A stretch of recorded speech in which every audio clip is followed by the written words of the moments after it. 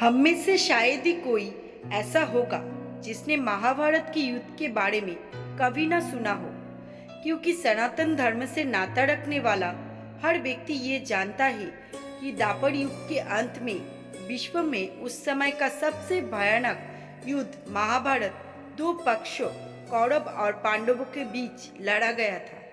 युद्ध समाप्ति के पश्चात दुनिया से मानो सभी योद्धा एक साथ पलायन कर गए थे, क्योंकि युद्ध में भारी संख्या में लोग मारे गए थे। मान्यता के अनुसार युद्ध समाप्ति के पश्चात संसार में केवल 18 योद्धा ही बचे थे। श्रेष्ठ सभी युद्ध में मारे गए। सभी लोग ये भी जानते हैं कि ये भयानक महाभारत श्री कृष्ण के नेतृत्व में कुरुक्षेत्र में लड़ा गया था, जो वर्तमान के हरियाणा राज्य में आता है। लेकिन आखिर ये युद्ध कुरुक्षेत्र में ही क्यों लड़ा गया? भगवान श्री कृष्ण ने आखिर युद्ध स्थल कुरुक्षेत्र को ही क्यों बनाया? धर्म ग्रंथ के अनुसार उस समय संसार में पाप अपनी चरम सीमा पर था। चारों ओर मनुष्यता खत्म हो गई थी।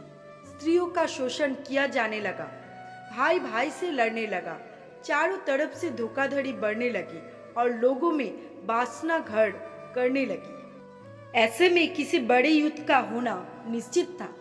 धर्म पुराण के अनुसार उस समय पाप के नाश के लिए ही भगवान विष्णु ने श्री कृष्ण का अवतार लिया था, और भगवान श्री कृष्ण ने इस संसार में से अधर्म को मिटाने के लिए पांडवों समेत द्रौपदी को निमित्त बनाया था।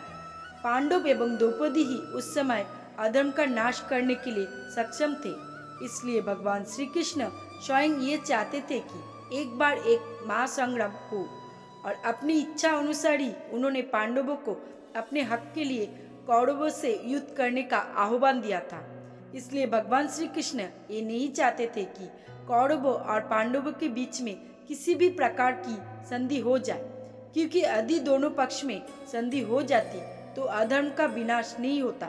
इसके बजाय दोनों पक्ष एक दूसरे के साथ मिल जाते और संसार में पाप अधिक फैल जाता।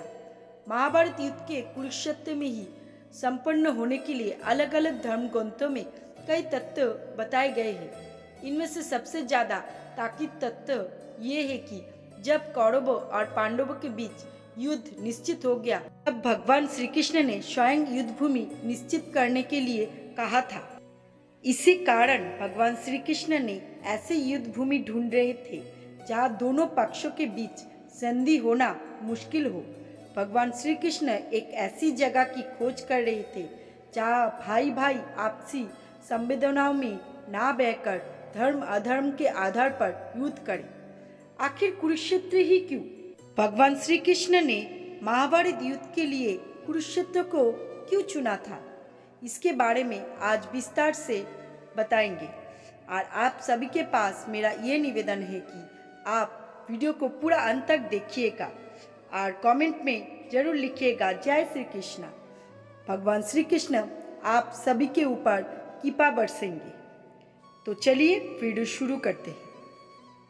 पहली कहानी, भाई भाई का वध।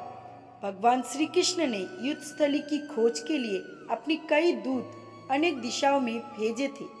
कई दिनों तक का युद्ध स्थली की खोज होती रही, लेकिन भगवान श्री कृष्ण को कोई भी जगह उपयुक्त नहीं लग रही थी। कुछ दिनों बाद भगवान श्री कृष्ण का एक दूत वापस द्वारका नगर लौटा और उसने श्री कृष्ण से कहा कि मैंने एक उपयुक्त युद्ध स्थल ढूंढ ली है। दूत ने सुझाया कि जब मैं युद्ध स्थल की खोज करते करते कुरुक्षेत्र में पहुंचा तो मैंने पाया कि ये भूमि युद्ध की गुहार कर रही है। मैंने वहाँ दो भाइयों को लड़ते हुए देखा। दूत ने सुनाया कि कुरुक्षेत्र में बड़े भाई ने छोटे भाई को खेत की मेड़ टूटने पर बहते हुए वर्षा के पानी को रोकने के लिए कहा। उसने साफ इनकार कर दिया। इस पर बड़े भाई आग बबूला हो गया।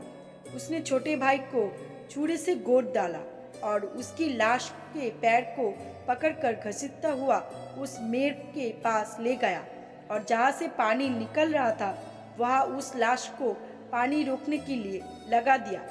बड़े भाई को अपने छोटे भाई का कत्ल करने में जरा सा भी शंका नहीं आई, और छोटे भाई ने भी अपने बड़े भाई का खूब अपमान किया था। दूत ने आगे कहा कि जैसे कि आप चाहते हैं कि दोनों पक्षों में संधि ना हो, इसलिए यह जमीन उपयुक्त है, क्योंकि यहाँ पहले से ही भाइयों के विवाद चल रहे हैं। श्री कृष्ण ने भी दूत की पूरी बात सुनकर कुरुक्षेत्र को रणभूमि बनाने का निर्णय कर लिया। श्री कृष्ण ने तय किया कि यही भूमि भाई भाई के युद्ध के लिए उपयुक्त है। जब श्री कृष्ण आश्वस्त हो गए कि इस भूमि के संस्कार यहाँ पर भाइयों के युद्ध में एक दूसरे के प्रति प्रेम उत्पन्न नहीं होने देंगे, तब उन्होंने युद्ध कुरुक्षेत्र में ही करवाने की घोषणा की। नंबर 2 कहानी कुरु का क्षेत्र। दूसरी कहानी अनुसार कहते हैं कि जब कुरु इस क्षेत्र की जुताई कर रहे थे, तब इंद्र ने उनसे जाकर इसका कारण पूछा। कुरु ने कहा कि जो भी व्यक्ति इस स्थान पर मारा जाए वो पुण्य लोक में जाए, ऐसी मेरी इच्छा है। इंद्र इनकी बात सुनकर हंसी में उड़ाते हुए स्वर्गलोक चले गए। ऐसा अनेक बार हुआ। इंद्र ने अन्य देवताओं को भी ये बात बताई। देवताओं ने इंद्र से कहा कि यदि संभव हो तो कुरु को अपने पक्ष में कर लो। तब इंद्र ने कुरु के पास जाकर कहा कि कोई भी पशु, पक्षी या मनुष्य निराहार रहकर या युद्ध करके इस स्थान पर मारा जाएगा तो वो स्वर्ग का भागी होगा। ये बात भीष्म, कृष्ण आदि सभी जानते हैं। इसलिए महाभारत का युद्ध कुरुक्षेत्र में लड़ा गया। नंबर 3 कहानी श्रवण कुमार की कहानी। मातृ और पितृभक्त श्रवण कुमार की कहानी तो आपने सुनी होगी। श्रवण कुमार जैसे पितृभक्त खोजना मुश्किल है। वो अपने अंधे माता पिता की सेवा पूरी तत्परता से करते थे। उन्हें किसी प्रकार का कष्ट नहीं होने देते थे। एक बार माता पिता ने तीर्थ यात्रा की इच्छा की और वो उन्हें कंबल में बिठाकर तीर्थ यात्रा को चल दिए। बहुत से तीर्थ करा लेने पर एक दिन अचानक उसके मन में ये भाव आया कि पिता माता को पैदल क्यों न चलवाया जाए। उन्हें कंबल जमीन पर रख दी और उन्हें पैदल चलने को कहा। अंधे माता और पिता पैदल चलने तो लगे, पर उन्होंने साथ ही ये भी कहा, बेटा इस भूमि को जितनी जल्दी हो सके पार कर लेना चाहिए। वे तेजी से चलने लगे।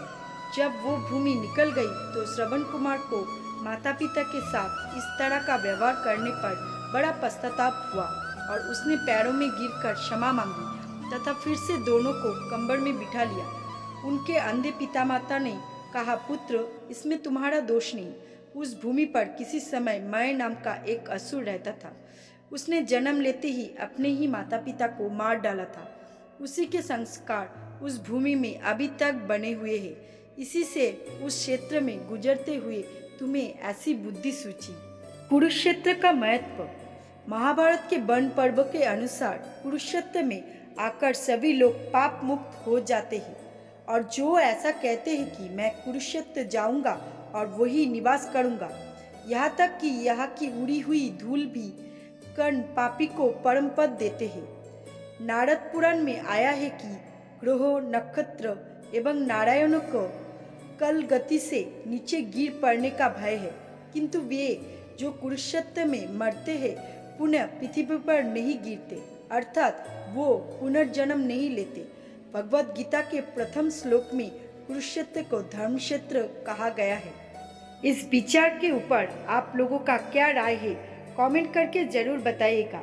और वीडियो अच्छी लगी तो वीडियो को लाइक ज़रूर कीजिएगा और चैनल पे नए आए हैं तो चैनल को सब्सक्राइब करना बिल्कुल भी मत भूलिएगा। आप लोगों के लिए मैं ऐसे ही रोचक कहानी लेकर आता रहूँगा और वीडियो पूरा अंत तक सुनने के लिए आप सभी को दिल से धन्यवाद।